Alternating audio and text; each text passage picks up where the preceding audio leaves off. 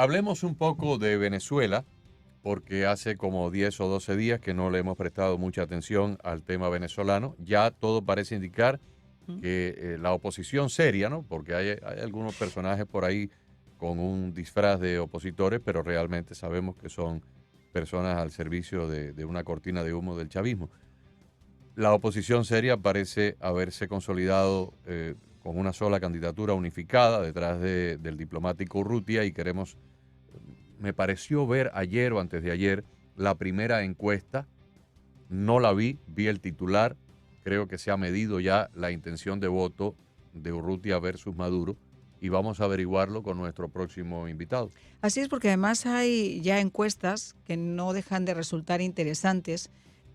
Hay un sondeo de la encuestadora venezolana Megaanálisis que ha revelado que un 32.4% de los ciudadanos votaría por Edmundo González en las próximas elecciones presidenciales, frente, y esto es lo curioso, al 11.2% que lo haría por Nicolás Maduro. Vamos a saludar en este momento a Antonio de la Cruz. Antonio de la Cruz, presidente de Inter-American Trend, venezolano, experto en materia petrolera, analista político y un colaborador de nuestro programa. Antonio, muy buenas tardes. Buenas tardes. Buenas tardes, Mariana y Agustín. Siempre un placer estar con ustedes. Claro que Igual. sí. Antonio, esta encuesta que Marian mencionaba indica de que hay un 33% que indica no saber por quién votar. Sí. Yo me imagino que no es personas indecisas, sino simplemente tal vez no conocen al señor Urrutia. Y la primera pregunta sería, ¿cuán popular o cuán común es el nombre de él? El reconocimiento del nombre de él dentro de Venezuela es algo común, como en el pasado, por ejemplo, habían otros nombres de opositores, Arias Cárdenas, Manuel Rosales, Enrique Capriles, que se opusieron al chavismo, pero eran personas que todo el mundo sabía quiénes eran, todo el mundo los conocía. ¿Es el caso de Urrutia o tal vez cabe la posibilidad de que un alto sector de la población votante venezolana no sepa quién es? Edmundo González Urrutia viene de la parte diplomática, viene de ser funcionario diplomático o de carrera diplomática por 30 años. No tiene ese conocimiento por parte de los sectores de la población que hoy apoya a María Corina Machado, lo que muestra básicamente esta encuesta que todavía el capital político de María Corina Machado no se transfiere automáticamente todo al mundo. Sin embargo, ella empieza a hacer esa campaña. Recordemos que cuando estuvo ahorita en Portuguesa mostró la fotografía, un afiche con la cara de él y dijo que él era el candidato. Y podemos ver que este es el inicio de una campaña que todavía falta 2 meses para ir a la elección presidencial. Y le está sacando en un momento donde le saca a Maduro casi 2.4, 2.3 o casi 3 porcentaje, 300% en términos de intención. Es una proporción de 3-1. Sí. Por cada voto que tendría Maduro, él tendría 3. En este momento, En este sí. momento, todavía hay un 33%, una tercera parte del electorado que dice no saber por quién votar, pero yo me imagino que es porque no lo conocen. Totalmente. Y empezaría en este momento lo que ha hecho hasta ahora es el contacto a través de los medios. No ha hecho todavía un contacto de calle, ¿no? Que por su edad y él considera que la líder de este proceso es María Corina Machado. Entonces viene una campaña interesante, no vista, donde el portaaviones de María Corina Machado es el que básicamente lleva esta candidatura y convencer a su electorado de que la opción es Edmundo González. Entonces yo creo que, vuelvo a insistir, estamos empezando, va a venir varias semanas, unas 4 o 5 semanas todavía de arranque y después la campaña electoral que empieza en julio por 21 días, donde él sí le tocará ya ir a los mítines públicos de plaza, ¿no? Pública, y donde ya será conocido. Yo creo que el inicio, si podemos ver esto como una partida para el mundo, es muy bueno.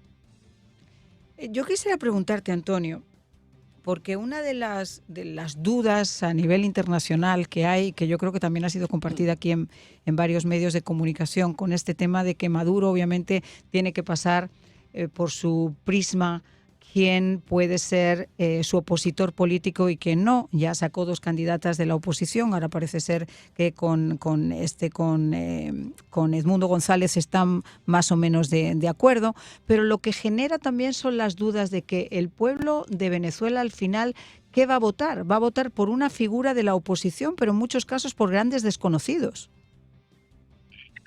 Es cierto, va a votar por una opción que se está planteando en términos de poder lograr un cambio en Venezuela. Es cierto que lo que quiere hoy la mayoría de los venezolanos es salir del gobierno de Maduro. Entonces podríamos verlo en términos del mundo como un voto castigo a Maduro, pero en términos de liderazgo. Te pregunto esto, perdón Antonio, porque ya ha habido casos en el pasado de opositores que han tomado las riendas de la libertad de Venezuela, como ha sido el señor ¿cómo se llama? López, como ha sido el señor Guaidó, etcétera, y la gente ha salido muy escamada de que esa solución a largo plazo quizá no es tan buena. Por eso te hago esta pregunta, ¿cuál es el sentir real de la gente? Porque esta cifra que decía Agustín, de que el 33.1% de los encuestados dice no saber por quién votar, creo que también va un poco en ese sentido. Ese 33 es un 33% que también lo vimos el año pasado cuando María Corina Machado se arrancó con el proceso de las primarias. Recordemos que los grandes... Había en ese momento una gran incertidumbre de no saber por quién votar y de abstencionista. Era la mayor variable que cuando veíamos en porcentaje más alta. Y eso lo fue venciendo María Corina Machado cada vez que se fue acercando con su propuesta y su contacto con el pueblo. Volvemos a ver un alto número de un 33%, que, vuelvo a insistir, es cierto que hay que tomarlo en cuenta, pero estamos arrancando un proceso electoral donde apenas está surgiendo la decisión, el portaaviones de María Corina con Edmundo González. Yo creo que aquí deberíamos ver este número más adelante, por ahí a finales de mayo, principio de junio, y ver si se mantiene. Yo pienso que en este momento no solamente no sabe, sino ninguno. Ese número está alto, está en un 50%. Si sumamos 19 y 33, son un 52%. Que es el que debería disminuir, porque este escenario es favorable para el régimen de Maduro. Ahora, en el juego de ajedrez, Antonio, es preferible la capacidad de anticipación del adversario a tu propia capacidad y eficacia en la ofensiva, porque tú no haces nada en el juego de ajedrez con tener una ofensiva brillantísima. Si el adversario la percibe y la puede anticipar, te la neutraliza por aquí, por allá, por donde quiera que tú juegues, ya él se protegió.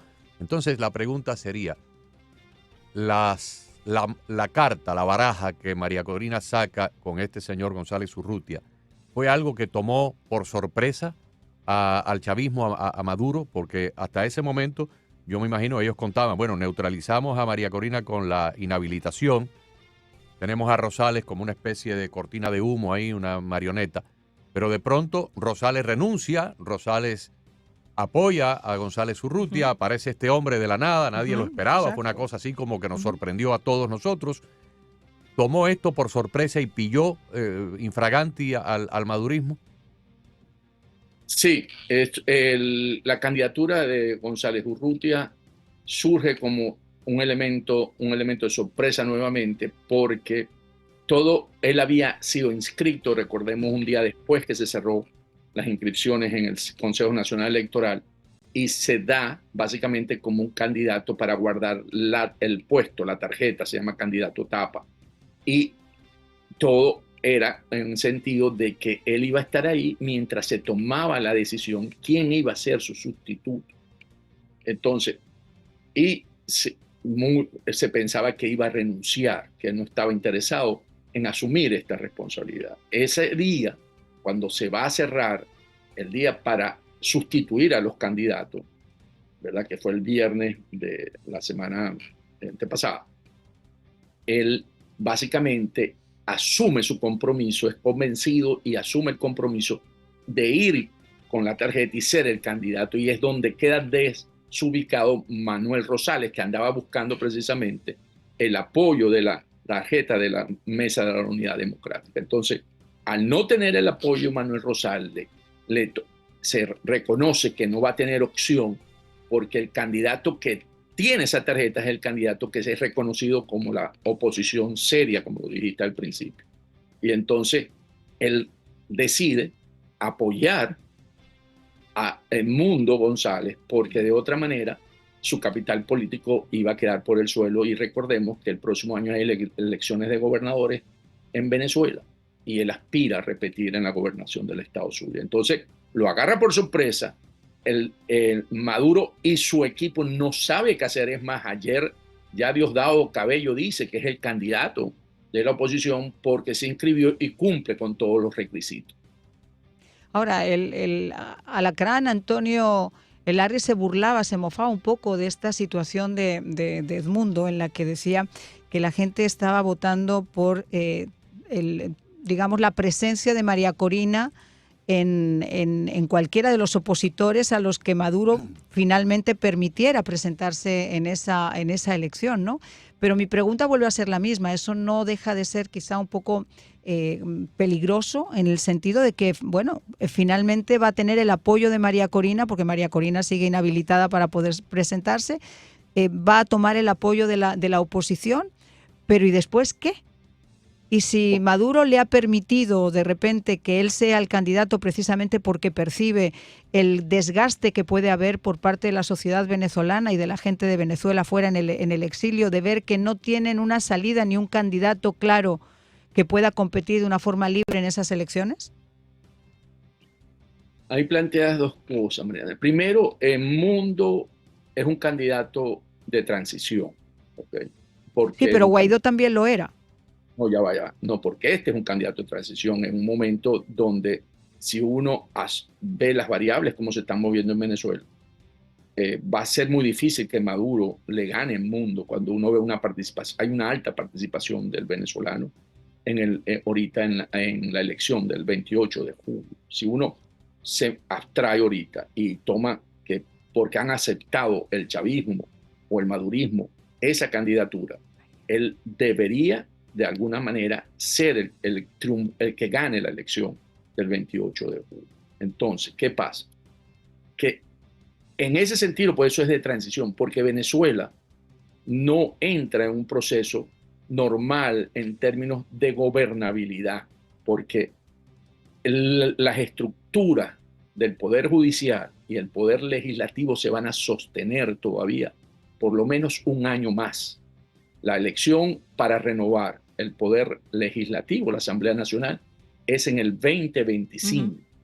O sea que aquí viene un gobierno de que va a tener que cohabitar con poderes públicos que no son favorables a la gestión. Va a ser un gobierno básicamente de mucha negociación, porque para poder sobrevivir ese año y medio que viene, va a ser una situación donde va a ser básicamente de negociación en términos de los factores de poder. Entonces, ¿qué tenemos? Ahí María Corina Machado sigue inhabilitada, ¿verdad? En términos de poder ocupar una vicepresidencia. ¿Por qué? Porque la vicepresidencia en Venezuela es una vicepresidencia ejecutiva que designa el presidente de la República. Y el presidente de la República no tiene bajo los poderes eminentes de su cargo la capacidad de habilitar a una persona inhabilitada, porque en algunos países el presidente tiene por decreto presidencial una latitud. No conozco la ley venezolana. Bueno, lo que ha hecho Maduro ahora. ¿Cómo? Lo último. En algunos países. No, eso lo escuché, no escuché a Mariana.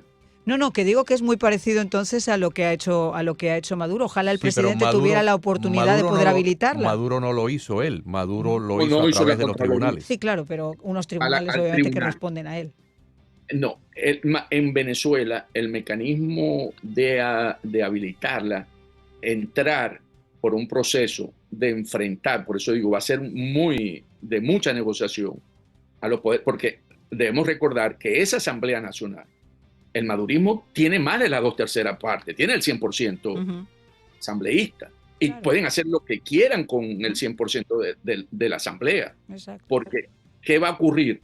Que si yo me estoy sometiendo a las reglas, entre comillas, un mundo, de que hay unos poderes y que estamos poniendo que gana el mundo le va a tocar reconocer que existe una asamblea totalmente por el madurismo y unos poderes, un Tribunal Supremo de Justicia controlado por el madurismo.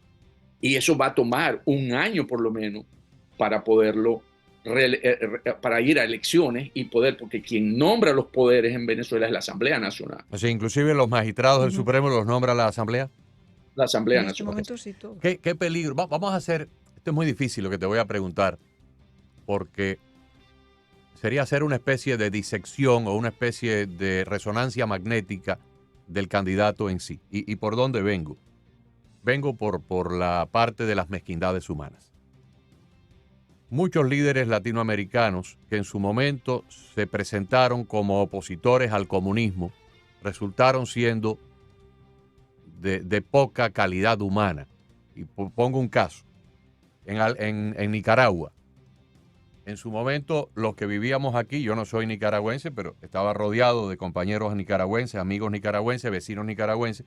Cuando Arnoldo Alemán se presenta como una opción, tenía el respaldo de todos nosotros, porque veíamos en Arnoldo Alemán, pues, el adalid que se iba a levantar en contra del sandinismo. Al igual que en su momento abanderamos y respaldamos a Iván Duque, por ejemplo, en Colombia, cuando se presentó como una opción, porque venía más o menos de la misma trayectoria de Álvaro Uribe. Arnoldo Alemán resultó ser un traidor para Nicaragua y para los defensores de la democracia, porque gracias a las componendas de él con el sandinismo, Daniel Ortega se cuela nuevamente en la presidencia por una puerta y un resquicio muy estrecho que ahora no hay necesidad de explicar. Lo mismo me ha pasado a mí, que no soy venezolano, pero en su momento he tenido grandes simpatías por figuras de la oposición venezolana que luego el tiempo demostró que eran personas de una calidad humana bastante paupérrima porque hicieron negocios con el chavismo, se plegaron, tenían trasfondos y colas de paja, no voy a mencionar nombres para no herir sensibilidades, pero yo, algunas personas a las que admiré muchísimo, sobre todo en ese momento de la Asamblea Nacional que la oposición capturó y tenía controlada, y luego resultaron que esa gente me dejaron con bastante mal sabor en la boca. Entonces la pregunta es difícil.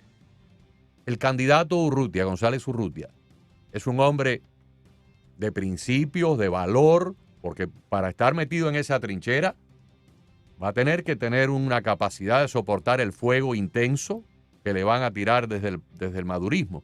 Entonces, lo van a comprometer, lo van a chantajear, lo van a corromper, porque hasta ahora hemos visto que a María Corina le han disparado con todo tipo de arsenal y se ha mantenido firme, no la han podido doblegar. Pero de este señor, ¿qué podemos esperar? Este señor, como lo señalas, Edmundo González, es un hombre probo, un hombre que no tiene lo que decimos en Venezuela rabo de paja. Se lo han buscado para poder desprestigiarlo, porque es el candidato de la MUT, y no le han conseguido absolutamente nada hasta el momento, pues si no ya estaría atacándolo por eso. Entonces, ¿qué tiene? ¿Qué tiene a favor ese señor y María Corina Machado? Recordemos que aquí la líder es María Corina Machado. Es él el candidato a la presidencia, pero la líder es María Corina Machado. Ellos tienen lo que se conoce el escudo popular, ¿okay? Frente a las asambleas legislativas, lo que le queda al Poder Ejecutivo es el escudo popular. Entonces, esos dos poderes es lo que podríamos ver en el 2025 en Venezuela. Una disputa entre el poder popular y el legislativo. Por eso digo, va a tener que ir, si queremos tener una transición, porque por eso llamé un escenario de transición pacífico, ¿verdad? Ordenado, va a tener que haber mucha negociación, porque tiene un pueblo que hoy respalda a María Corina en esa encuesta del 75%, y ahí él no sabe y ninguno, se reduce apenas al 12%. Entonces, en la que va a estar, como hasta ahora conducido es este camino, buscando la democracia en Venezuela, actuando. María Corina no es que va a llegar al mundo y ella se va a retirar a su casa, no.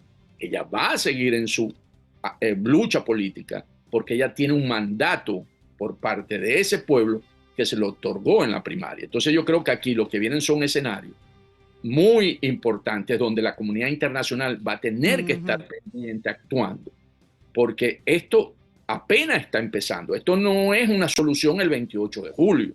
El 28 de julio se da una primera parte que empieza a armar toda una transición para poder llegar a la vuelta de unos 3 años a una elección general que es la que permitiría, o sea, después de la Asamblea Legislativa, nombrar los poderes públicos. Y es allí donde podríamos estar en un escenario de una Venezuela democrática que pueda desarrollar todo lo que hoy está planteado dentro del proyecto político de María Corina. Ahora, Antonio, tú hablas de negociaciones y yo creo que la gran pregunta que surge es que a pesar de estos movimientos internos donde se trate de alguna forma de que la plataforma unitaria, de que María Corina, de que la propia oposición, el pueblo venezolano pueda tener realmente ese candidato en contra de Maduro.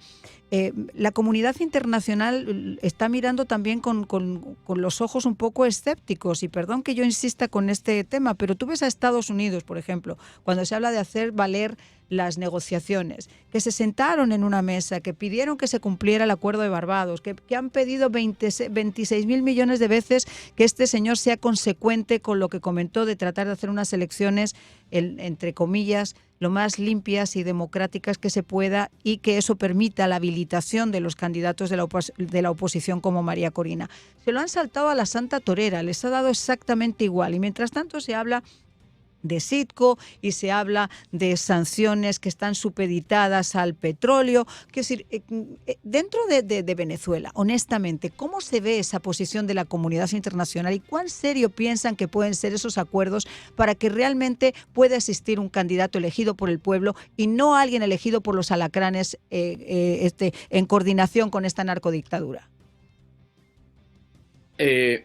Hay algo importante a observar en términos de que Edmundo González sea el candidato de la MUT. El régimen tenía una opción desde el punto de vista político, porque es más que jurídico, de que era eliminar la tarjeta de la MUT a través del Tribunal Supremo de Justicia, porque había un amparo por un alacrán donde decía que había doble militancia, porque recordemos que la MUN está integrada por partidos políticos que también tienen personalidad, ¿verdad? Entonces, ellos pudieron echar mano a eso y eliminar la tarjeta, y por supuesto, si le quitaban la tarjeta de la MUT dentro de los partidos que participaban en esta elección, el candidato Edmundo desaparecía. Y al caerse el candidato Edmundo, ahí quedaba precisamente, era una jugada política, Manuel Rosales quedaría como la opción, pero sin la tarjeta de la MUT al eliminar. Ellos no se jugaron esa carta, que era bastante probable si es que se estaban atrincherando en ese momento para poder ver si... Y eso sucedió. Y entonces podemos decir que hay algún cambio donde podemos empezar a observar que no es tan sólida la posición del régimen frente a las presiones internacionales. ¿En qué sentido? Frente a ese mismo día cuando declaró Lula da Silva y dijo, me parece, usó la palabra extraordinario, que la oposición se haya estado alrededor de Edmundo González. Esos días muy recientes le quitan la licencia 44, que era la que le permitía a PDVSA poder hacer negocio con las empresas internacionalmente. Le quitan esa capacidad a PDVSA y la mandan a que tienen que volver al sistema por la FAC. Tienen que venir las empresas aquí, introducir sus solicitudes y que aquí le dan la autorización, pues una licencia. Entonces, podemos empezar a ver que hay factores externos que empiezan a dar pequeños resultados, pero que definitivamente Maduro ha ido cediendo. ¿Okay? ¿Qué pasa? Hasta ahora no ha dicho que respetará el resultado. Bueno, se lo dijo al fiscal Khan cuando lo tuvo al lado y le dijo que iba a haber elecciones y que los resultados iban a ser respetados. Sí, cierto, eso lo dijo frente al fiscal Khan. Pero que esto vaya a ir llevando este movimiento a que Maduro acepte, porque aquí lo que tenemos que buscar es que Maduro acepte el resultado de esa elección. Si Maduro acepta el resultado de esa elección, viene la segunda fase que hemos estado hablando de las negociaciones, porque es el 28 de julio y asume la presidencia el 10 de enero de 2025. Ahí hay casi 6 meses donde va a ser, ¿verdad?, de pura negociación de cómo va a ser esa Y transferencia. siempre ha sido así, o sea, ese lapso tan largo entre el día de la elección y la toma de posesión, ¿siempre en la historia de Venezuela ha sido así o esto es un No. caso extraordinario? No, generalmente en Venezuela las elecciones ocurrían en diciembre para dar 30 días para asumir el poder. La toma de posesión. La Constitución sí está fijada la fecha de que asume el presidente, que es el 10 de enero del año O siguiente. sea, lo que ha hecho Maduro es adelantar la elección, pero dejar la toma de posesión intacta. Sí, porque no la puede cambiar, porque eso es por Constitución. Por Constitución. Ahora, partamos de la base de que, para la premisa de la pregunta, de que González Urrutia gana la presidencia. Bajo la ley venezolana en este momento, ¿cuáles son los poderes que tiene él? Por ejemplo, aquí en Estados Unidos, el presidente nombra a los ministros del gabinete, pero el Congreso, el Senado tiene que ratificarlos. El presidente nombra el Estado Mayor Conjunto. El Senado tiene que ratificar todas esas posiciones. Bajo la ley venezolana, ¿qué podría hacer este hombre si gana la presidencia en cuanto a cambiar puestos claves? Porque estamos hablando del ministro de la Defensa, estamos hablando del jefe de la policía, el ministro del Interior, el jefe de las cárceles. Supongo la que Asamblea hay... Nacional. No, ya la Asamblea Nacional es un cuerpo elegido, pero estoy hablando de la parte... A dedo, Agustín. No, pero o sea, en una presidencia de este señor habría que empezar a hacer las cosas constitucionalmente. Entonces, bajo esa constitución venezolana, sin que él violara la ley y hiciera una presidencia decente y ordenada, ¿cuáles son los poderes que están a su alcance sin tener que pasar por la Asamblea? Él puede nombrar los ministros directamente, no pasan por la Asamblea en la Constitución venezolana. Puede nombrar, si nombra a los ministros, por supuesto, nombra al ministro de la Defensa.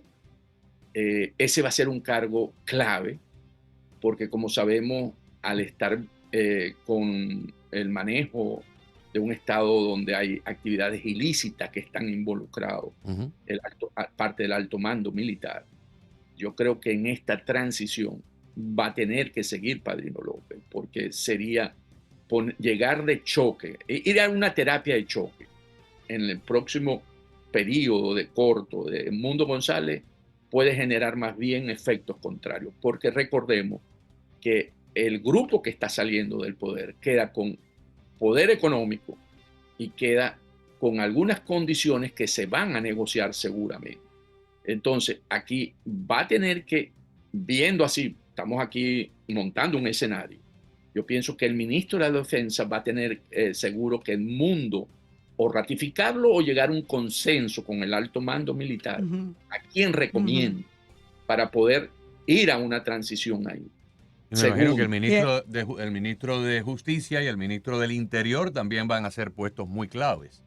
Exacto, pero eso sí, él puede porque el ministro de Justicia tiene autonomía frente al TCJ, al Tribunal Supremo. Y la pregunta, Antonio, que esta es la del millón y que se la hice a Guaidó cuando me decía en un momento dado que la oposición tenía mucho más peso que Guaidó en el caso de que hubiera cualquier enfrentamiento. Yo le dije, bueno, ¿y el ejército a quién apoya?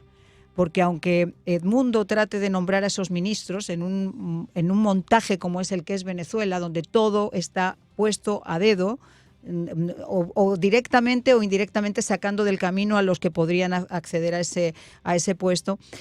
¿A quién respondería el ejército? Tenemos 30 segundos. Tenemos 30 segundos nada más, Antonio. Muy rápido.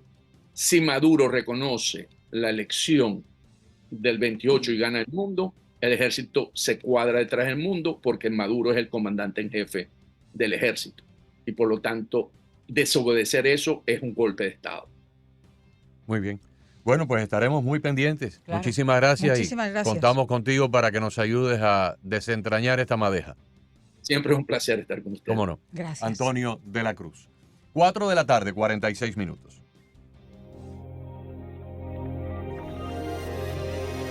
Contaba ayer que hace unos días una entrañable amiga y antigua compañera de